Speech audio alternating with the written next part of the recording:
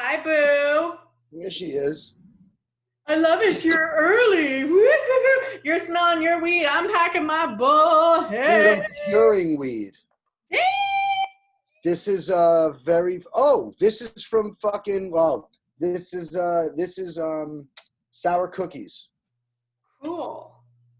Which is what I never buy weed. People just give it to me. So I'm always like, I've My got friend's a grower, so I get grower direct. it. Hey. Yeah, I don't go to dispensaries. I know, neither do I. Well, we'll pop this off, kids. Welcome to Conversations Under the Influence. Whether you like it or not, we're going to smoke some We're weed. under the influence. Hey, so might as well just pop this How off. are you? What are you doing? How come you're so fucking cool and you're on a screen and I'm not actually in front of me where I can be like, yeah, dude. Because good old social distancing, even though I'm not always really good at it. I mean, I've been pretty crazy about the staying in and being good. I don't want to get sick. And you look at the numbers and you look at people who keep getting sick and you're like, well, okay, I guess I'm doing the right thing. yeah. But I've turned down a lot of booty calls and I'm not happy about it at all. Or have you been at least having like online or like not online sex, but I mean, if it like at Phone least sex, Skype sex. Am I jerking off a lot? What's the question? all of the above. Well, I'm always jerking off a lot. I'm a fucking habitual masturbator, but that's beside the point. Yeah, there's been some, but the phone stuff's good. It's not like I can't taste you and I need to taste. Yeah. I mean, it's like I'm a giver, so I get like frustrated when I can't be given. But I don't mind looking. I mean, hell, I've watched all the porn from A to Z. Everything that's ever been made has already been watched now, A to Z. I mean, I'm assuming porn industry's probably doing really. I mean, they're always doing well, but probably doing extra well, maybe. I mean, do you know? I wrote a bit about this. You know who's killing right now are cam girls. Yeah. Well, I'm in the wrong business. I know, right? I'm like, literally, the bit I wrote is, who's killing it? Cam girls. They're who's killing it. Talk about supply and demand. That is the perfect job for quarantine, right? You jerk off, get fans, get paid, right? I'm doing Zoom shows, jerking myself off, not getting paid. Please. I know, life, good old life. Well, thank you so much for joining. I think we haven't even introduced yourself yet. Would you like? Are we online? Well, I'm recording, yeah. Oh, okay, great. So, hi, I'm Richard Chassler. I like to go with the flow, man. I'm just kind of like. I didn't know we were rolling. I'm doing pussy jokes, and you were already rolling on me. So here we go.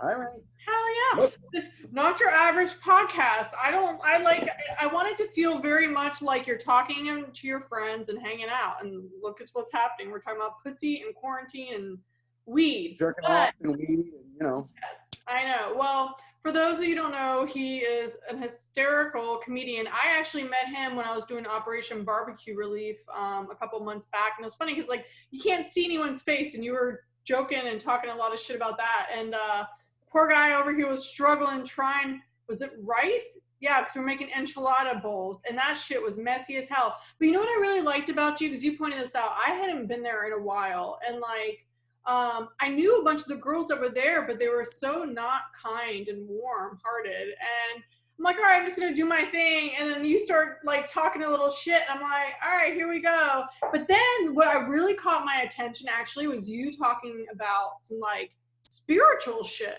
and like law of attraction stuff. And then that's how we got here. So I'm very, very excited. I would really love to, just for you to give a little bit of background about like your history, a little bit about comedy, and then obviously work your way into like, I really would like to tap into the spiritual stuff because I think a lot of people, Sure. Need to hear, you don't have to be fucking boring to be a spiritual rock star.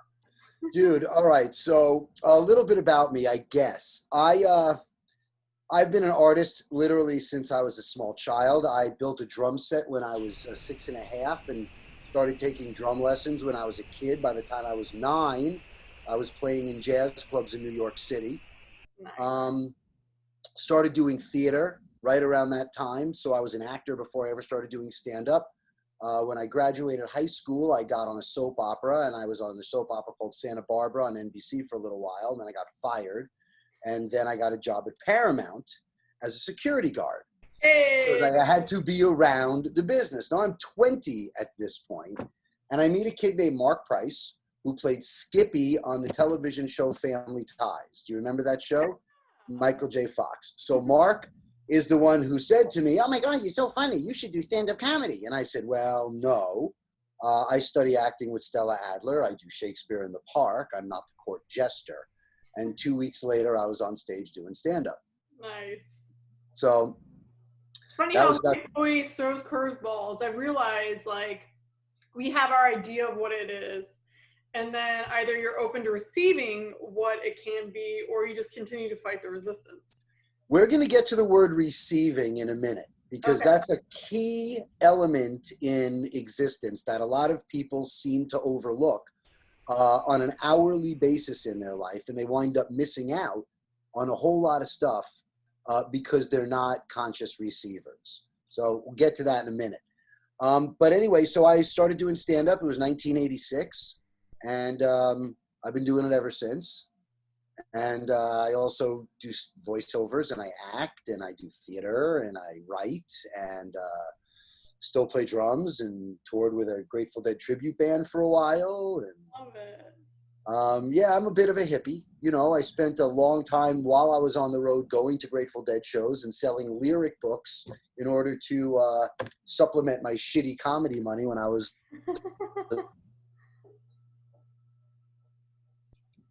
Yeah. Amazing. You cut out that last So bit. that's a little bit of my background. Fabulous. And then, can you hear me? Yeah. Okay, good. We're cutting out every now and then, but it's all right. It's part of life. It's the quarantine. I think someone was telling me something's in retrograde. I used Mercury? to. I don't know if it's Mercury, because when I was in, because I just got back from Sedona, and somebody else was also telling me that something's in retrograde. And real quick, so Mercury in retrograde, I never used to think it was real until I started tracking it, and that shit is so real, because I wrote a book series and I was doing a lot of online stuff, and every time things got fucked up, guess what? Mercury's in retrograde. Every time I had communication problems, Mercury was in retrograde. And finally, when I actually started putting it in my calendar, it was proof in the pudding. Like, this stuff is real. People are like, "Oh no, it's all this shit." So my uncle lives in Sedona. Really? And you can Google him right now when I say his name. Are you on a phone or laptop? I'm on a laptop. Okay, good. So my uncle's name is Larry Geller, Geller. Okay. My uncle was Elvis Presley's best friend, Oh yeah, personal spiritual hair. advisor, originally hired as his hairdresser, but that was just not a cover. That was really more like Elvis did that in order to get my uncle to talk to him. And Really? then my uncle was almost murdered at Sharon Tate's house by the Manson family. He was partners with Jay Sebring. My uncle and Jay Sebring, you're never going to get everything you want in a half hour. You're going to have to bring me back, I'm telling you. People always tell me that. They go, "Dude, you got to come back." That's great. Keep them on So my uncle Larry and Jay Sebring, the guy who started Sebring Hair Products, had a place on Melrose and Fairfax back in the 50s. It was the very first unisex hair salon in Los Angeles. Ah, My uncle was the first guy to import the blow dryer from China. wow. So, and he was also, Thank you, Uncle. yeah, my uncle's also very metaphysical, and he is an expert in like 12 different religions and philosophies, born Jewish, but, Mhm. and was, known around town, and Elvis sought him out. And so my uncle was like with Elvis for 16 years. That's fabulous. And I think that's part of where I get it from, Yeah. I don't know. I have my own clairvoyant issues, and it's a curse. Believe me. I wish I was the guy who could just stand on the corner every day and go, "Hey, Mrs. Johnson, how you doing, Mr. Phillips? Nice day. Yeah, but there's Donald Trump, good man." Yeah, I mean, but here's the thing. People like you and we're all born with a purpose, and sometimes it ain't fun. But No, artists are not. People think, "Oh, that'd be great. I wish it was an artist," but they don't understand that the artist doesn't view the world through the same colored lenses as everybody else. Mm-hmm. Okay? Even athletes, professional athletes, they might be the only other exception I can see here, but when you are living for something that is supernatural or otherworldly or so ridiculously unattainable, but you'll sleep in your car in order to get it, Yeah, totally. you're clearly not looking at the world through, clear lenses. There's definitely some rose dust and crystalline spirals of purple shards of light going through there. Artists are always walking around going, ooh, I'm sorry, I brought you the wrong food and burned it. Oh, all right, that's okay. Looks nice. Not me. I'll send that shit back. Homegirl works for her money. She wants it right. I get it, but you know what I'm saying. Yeah. No, you know what I'm saying. Yeah, it's a curse. I would say a blessing and a curse, because artists have the power to heal things sometimes that like science and rational thought can't. We are literally the most respected and disrespected people on the planet. 100%. We're circus folk, but people love to go, oh my God, that's incredible. Did you see the triple backflip? They'll pay huge money to see it, but then go, oh, there are those people. You don't want to be around those circus folk. Yeah. Daddy, I want to be an actor. No. But we just paid $200 a ticket to see Hamilton. Yes, but you're not going to do that for a living. I know, right? So let me ask you this.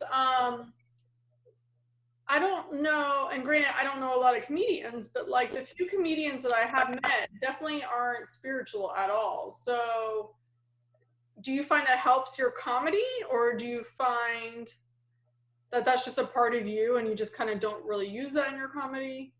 That's a freaking great question. So I started practicing metaphysics in high school. Really? And yeah, I kind of started getting conscious around 14, 15. I don't come from a household that like encouraged thought and education and things. Like my parents were not those people. Come from money, but not a household where my dad was too busy. My mom wanted to go back to school. It was a little bit of mishigas going on in the house. So I got lucky. I got a job when I was 14 at a restaurant in Sherman Oaks right after my family moved here from New York. And the guys were all 10 years older than me, and it was 1979 at the time.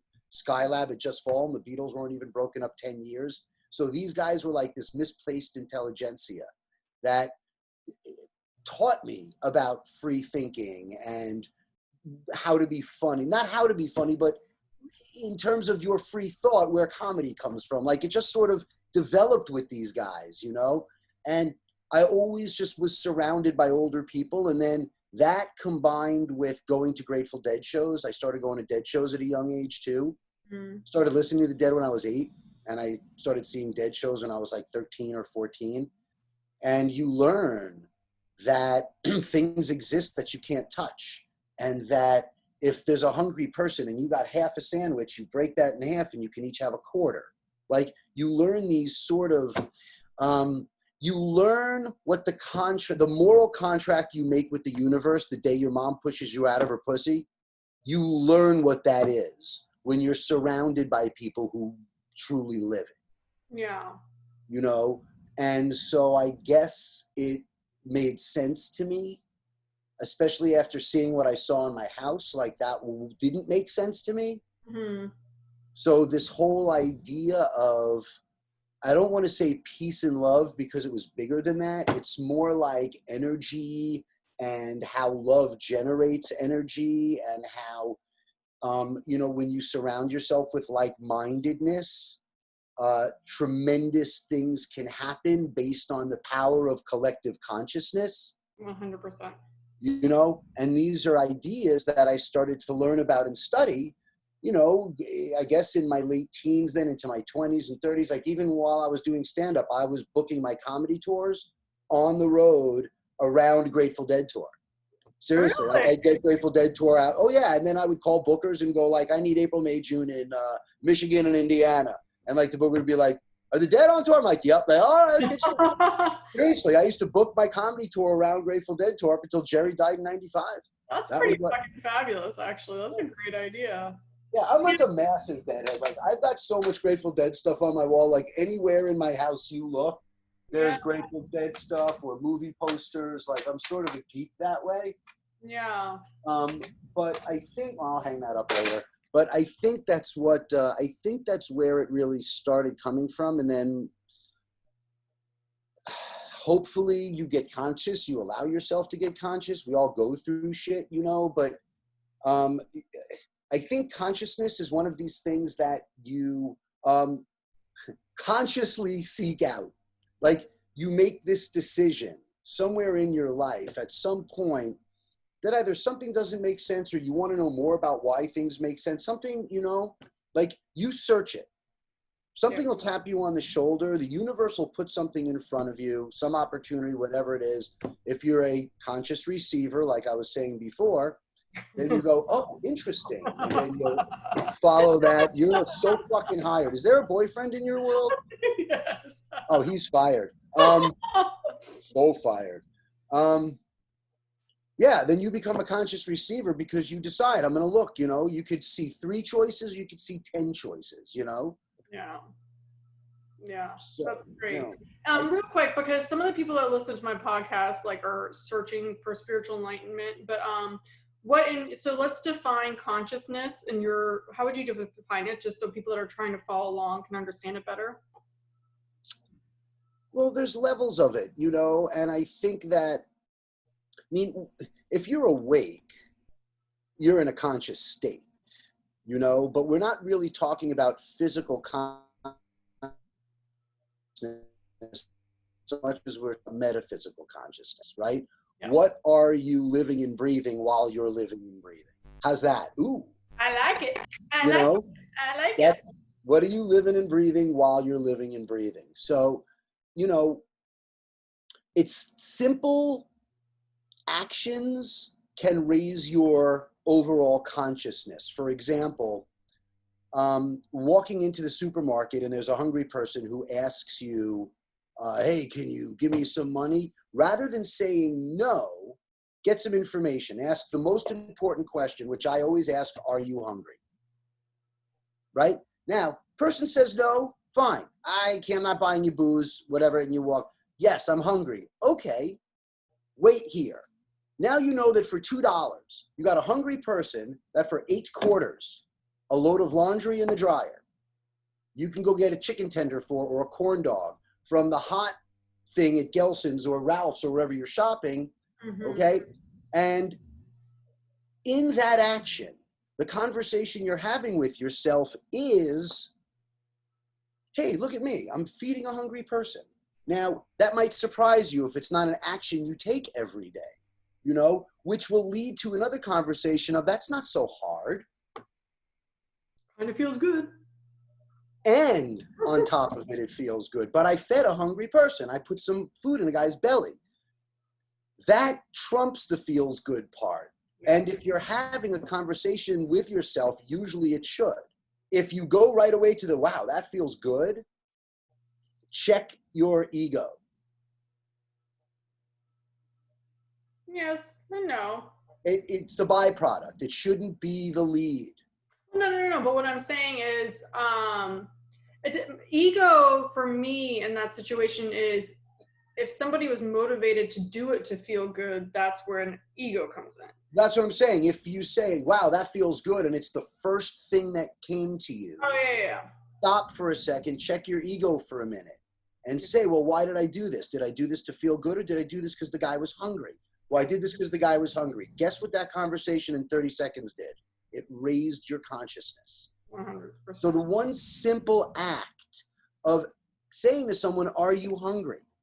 When you have a pocket full of money and the guy slept on the street. So when people are talking about, I want to raise my consciousness, how do you do that? Where do you find spiritual guidance? I think it's always comes from you, you know, but I think that it's in every action that you're living. So if you're doing stuff every day that's a waste of your fucking time, if you're getting up and playing video games and jerking off and hanging out with your friends and ripping bong hits and doing nothing and swiping and everything else, and you say to yourself, how am I affecting the world right now? How am I affecting me? Because I'm trying to raise my consciousness.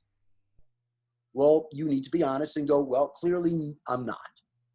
None of this thing is affecting anything. So instead of playing Xbox, I'm going to go for a walk. So just going for a walk and having an experience with nature puts you on a universal level. That will raise your consciousness. And who knows now. On kids when you go on the walk because you'll be staring at it. Now, here's the magic. So when you say that, I'm not going to play Xbox, I'll go for a walk, okay? What you just did was you took something out of your boat and created room for something to show up. So when you go for that walk, you got a 50-50 shot of Steven Spielberg coming down the street and going, you know, I'm looking to cast someone who looks just like you. 50-50. You got 0 if you don't go out. But you just changed up the cards. You see, it's like sitting at a blackjack table. You know that concept, if you lose 2 hands in a row, sit out one hand, let them deal. The cards change because the order that they're being dealt isn't the same anymore. Then go back in and hopefully you'll get dealt the good. It's the same thing. You just changed up the metaphysical cards in your life by sitting out that one hand, so to speak. I love it. All those little things raise your consciousness. You know, you could read 8 billion books by Deepak Chopra and anybody else, but the real truth is, you asked me if it affects my comedy, and it has affected my comedy. Simply, I no longer go on stage to get laughs, and I don't go on stage to make people laugh. First of all, I'm high all the time. I can't. That's true. I remember you said when you're there, you're like, I'm so high right now. I'm glad you. In a room of 1,000 people. Like, are you kidding me? So I don't go on stage to make people laugh. Plus, I think that's sort of a control freak thing, you know. And I don't go on stage to get laughs because, and I know this is a language thing, but it really isn't, because the people are paying to get in. They're supposed to be getting some, right? So now my philosophy, the way I view it, is I go on stage to give laughs. First of all, takes all the pressure off. Now I don't have to make anybody do anything. I don't have to do anything to get anything back. There's no, I'm just going on stage and giving my shit away. I'm giving, just like fucking Jerry did, just like the Dead did. We go on stage, we give it away. Hopefully the audience is going to get it. Well, I adopted that attitude. So now I go on stage and I give it away. Okay? I don't make anyone do anything. I'm not trying to get anything. The only thing I'm getting is paid, and that's already established. So when I go on stage, I'm going on stage to give laughs. And I have a closer that I do in my act called the One Love Rap, where I talk about that right before I hawk my merchandise. That's good. Yeah. Wait, so let me ask you. So when I was looking at your site, you're opening, or you were, I guess, before all this stuff hit, you were going to be opening for Nick. Yeah, you know that. Nick and I are very good friends. I love him. He's a good guy. It's funny. So how I met everybody doing the barbecue relief is I actually used to work at the Spanish Kitchen, and that's how I met Nick. Like, super good dude. But it's funny, like, So you know Eric, Chet? Mm-mm. You know Will? I met Will doing barbecue stuff. Okay. Gotcha. Yeah. For those of you who don't know, it doesn't matter. You're not going to. Anyway.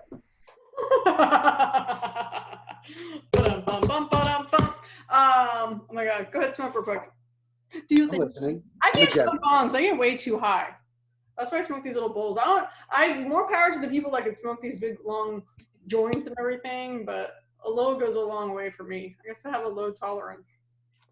I can't do edibles. Don't get me high enough.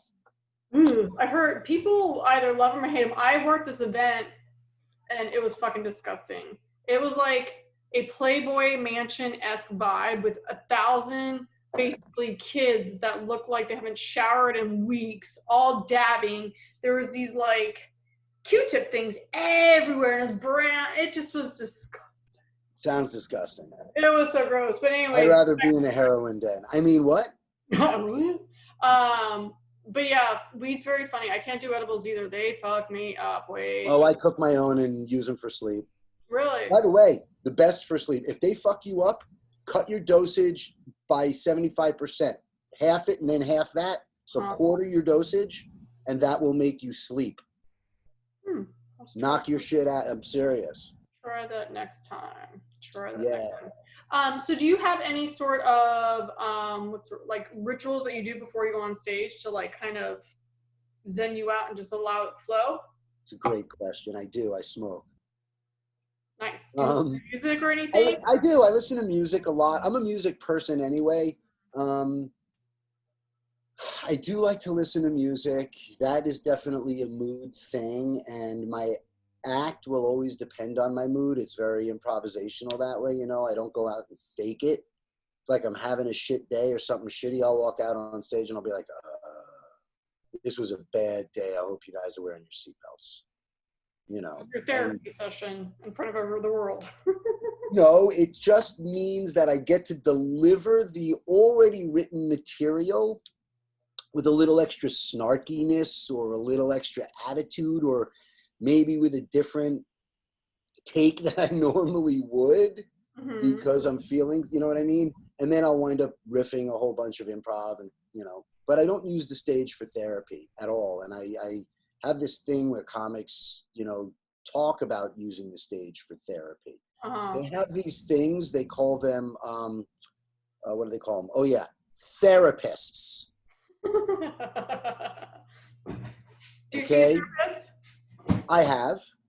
Absolutely. Highly recommend it. My mom's a massive Beverly Hills like therapist for a billion years. So I grew up in a house with a shrink, and I'll tell you, it's not the best thing at all. I actually do therapy. I think a lot of people, and I used to have the biggest resistance towards it. And then it's awesome.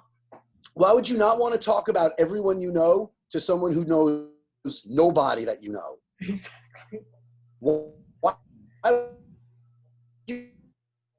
That person is qualified to tell you all the shit about the people you know that you couldn't figure out. Yeah. That's worth money. Yeah, 100%. I just to don't. me, that's worth money. It's not. I think the thing is people have this concept and don't really think of it that way, you know. But no, I love that you put it that way. Hopefully, some people now will go see a therapist. I think we all do. For me, it's like we take life to me. Go ahead. Go ahead. Oh no, I was just saying like we take physical shits on a daily basis, but nobody ever takes spiritual or mental or emotional shits. I'm like, why do you think you're so fucked up the older you get? Like when you're young, you're good. Oh, no. Actually, I have to disagree with you. I think they take their spiritual and emotional shits on a daily basis. It's road rage and honking and screaming and hitting your kid and arguing and fighting and cheating and over sexualizing and acting out and anything else you want to call that behavior. That's you taking an emotional, spiritual, or mental shit. The problem is none of them want to wipe their own ass. True. I hear you on that. That's what it is. So they all walk around thinking that they don't stink like shit. Yeah. That's actually, yeah, I like that. And all the self-actualized people, we're walking around going, oh, fuck, stay away from that person. I can smell it on your shoes the minute you walk in the room. And it's not only because, well, you know, yeah. No, I love and it's all about honesty. It all boils down to one thing, and that's truth and honesty. So many people are not even truthful to themselves right now. Hence why they judge people like you and I who want to smoke weed or drink wine or do whatever it is that you do. The most judgmental motherfuckers are the ones that stink the most. You know who can judge me? People I respect. Who do you respect? People I look up to. If they have something to say, I'm listening. Love it. Stella said that. Stella Adler said, nobody can tell you what's right or wrong, hot or cold, good or bad for you. Okay? Nobody's opinion can have an effect on you unless you hold this particular person in some sort of esteem in any particular area or expertise where their opinion then holds water and should matter. Otherwise, the fuck is anybody to tell me? I don't care what you think. Unless you're giving me facts about something, I don't give a shit. Keep it to your fucking self. I love that. That's beautiful. I heard another version of a quote like that. And yeah. P.S. What are you drinking? Is that This was a rosé. nice? Tonight this is literally the last glass of a bottle of rosé, but I have 200 and something bottles of wine in my I house. remember you telling me that. That's pretty I impressive. really, really do. Yeah. So there's always wine to be had at Chassler's. When all this is over, Yeah, I've heard that from a lot of people. I keep saying the we're gonna same have a thing. wine party at your house, whether you I like keep it or saying not. the same thing. You know, the doormat does not say "Don't knock." Wear your mask. I'm surprised I haven't come up with something like that. But Or bring it. Yeah. go ahead. I was gonna say, or bring a test. I actually got tested the other day. They do just blood work now. Is that antibody or is that Both. really? Yeah. Insurance cover that? Yeah. Really? Where'd you go do that one? It was I'll have to look it up. I'll send it to you later. I don't know. I did the Dodger Stadium. Diagnostics is where they sent me. I did the Dodger Stadium sit in your car test. Okay. I did that.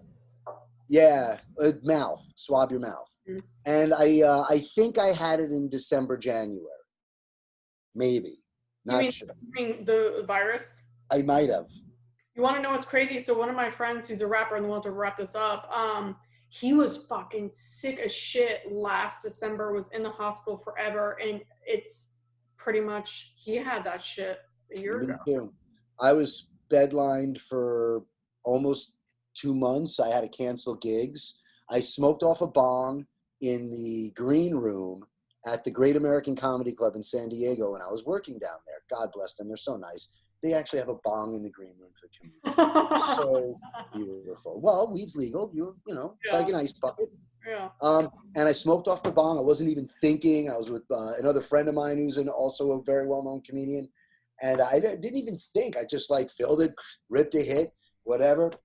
2 days later, 3 days, just sick. And then a week later, I was out, done, off my feet. And I mean, I was so sick for 5, 6 weeks, 7 weeks, something. It was bad. Yeah. Crazy. Well, on that happy pick-me-up note. Well, I don't know if that was COVID, but I know that all I'm saying is don't smoke off the bong in the green room at the Great American Comedy Club. Hey! That's all I'm saying. So on that note, see how we pulled that plane out? There we go. Pull back on the stick. There we go. Well, any final words of wisdom, and then also let the fine people know where to find you? Words of wisdom. Those I have no words of wisdom for anybody. I just can only tell you what I do, and that's figure out a way to love human beings. Because if you can be an I love people person instead of an I hate people person, then you will learn how to live at service. And that's really the human thing that makes the world go round. You know, that whole, you know, love is in the air. I'd like to teach the world to sing, all that. When people say, you know, John Lennon, love is the answer. The real truth is you have, as a living human being, a moral obligation to be at service to every other human being. And every other human being is at service to you. And if you can count on other people and allow other people to count on you, then you become a strong link in the chain, not a weak link in the chain. And that's the only thing that will define how strong or weak the chain is whether or not you can look to the left or right and count on the left or the right. Doesn't matter who's there. You just need to be able to look in either direction and go, you got me, I got you, I got you. And that's how it is. You have to live at service. You have to. Do you hear that, boys and girls? Live in service. You have to live at service. And that doesn't mean bend over backwards and make yourself the least important thing. It just means be available to others. Show up, be an expression of your word. I'll be there at 5, be there at 5. Don't call it 5 to 5 from your living room and say I'm caught in traffic. That's not being at service. It's not even being honorable. It makes you a fucking shithead. Cheers to that. So just be decent and tell seriously, That's literally like, I think, the key to life. Those are my words of wisdom. Just be decent. Just be decent. And You on that learn note, where's your social media tags? everything is at Richard Chassler except for my Twitter, which you can find me at Funny Wino. Funny Wino. I like it. Do you So need Funny Wino t-shirts? I need to actually touch where you said that should go. Right here. Right across your breast. Right here. Right here, baby. Right here. Funny Wino. All right, thank you, my friends. And to all you guys that don't know, like, make sure you subscribe to the podcast so you get these fabulous interviews. NataliaNemes.com for the book, links to my online course and all Natallia, that. you're amazing. Seriously, thank you so much for having me. That was really lovely. We'll have a fun. part 2. Anytime you want. Wisdom. Hit me up anytime you want. It's always enjoyable. All right, boo-boos. Thank you. Have a good rest of your evening. Thank you. Take care. Bye.